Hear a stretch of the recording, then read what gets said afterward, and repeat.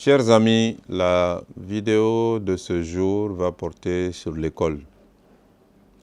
L'école qui constitue pour notre pays le vecteur le plus important de son avenir.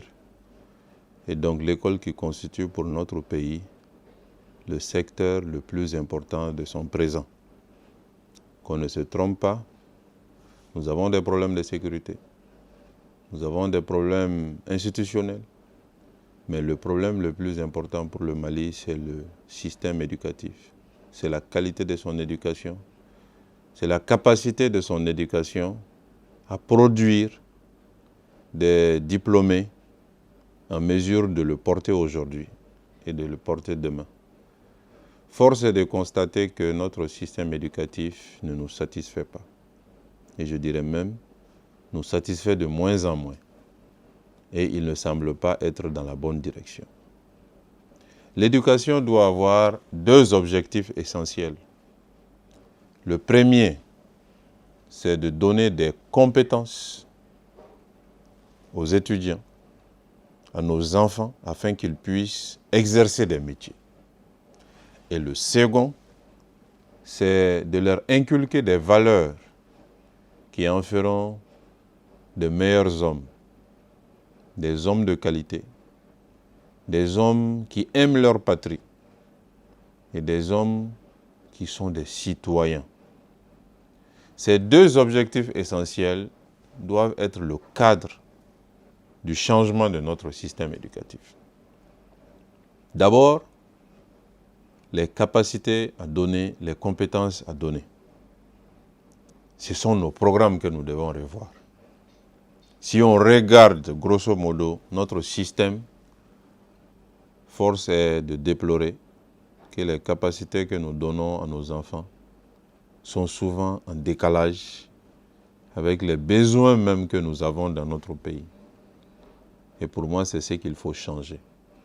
Mais on ne doit pas changer pour 3 ans ou pour 5 ans. Nous devons changer pour plusieurs décennies, au moins 30, voire 40 ans.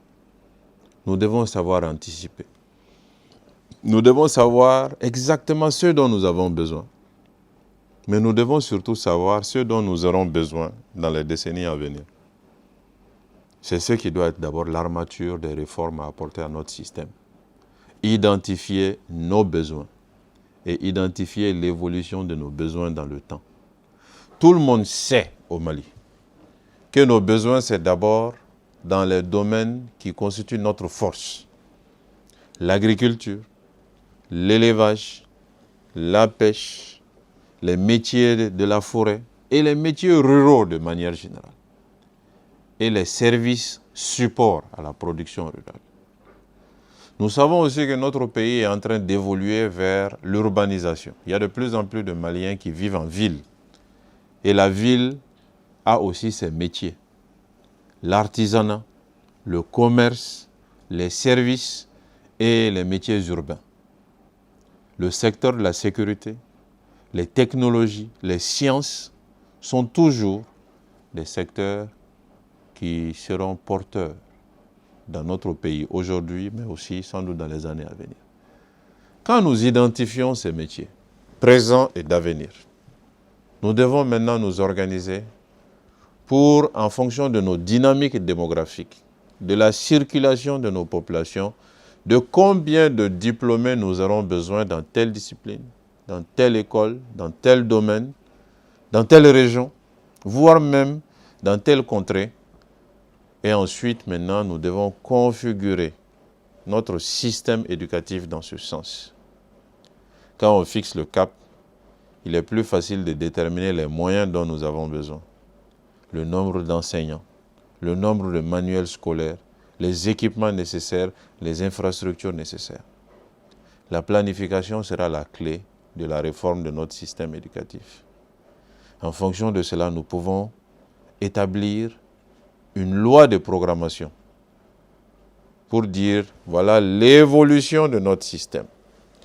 Et que cette loi soit débattue en profondeur, voire même qu'elle soit soumise à un référendum populaire.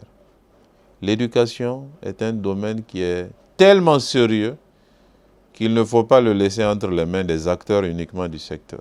Ça doit être une cause populaire.